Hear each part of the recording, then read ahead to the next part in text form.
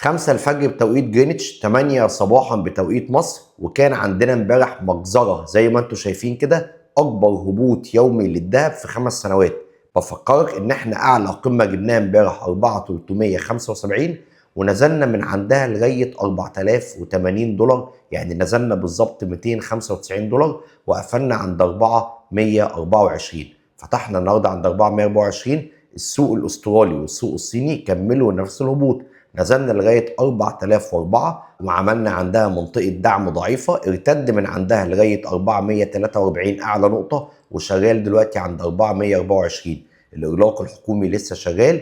يوم الاربعاء القادم 29 اكتوبر عندنا خبر الفايده من الفدرالي الامريكي. ورقم 3 ان في اخر الشهر محادثات محتمله ما بين الرئيس الامريكي والرئيس الصيني في كوريا الجنوبيه على هامش منتدى التعاون الاقتصادي. دول اكبر 3 حاجات هيحددوا تحركات الذهب الفتره اللي جايه.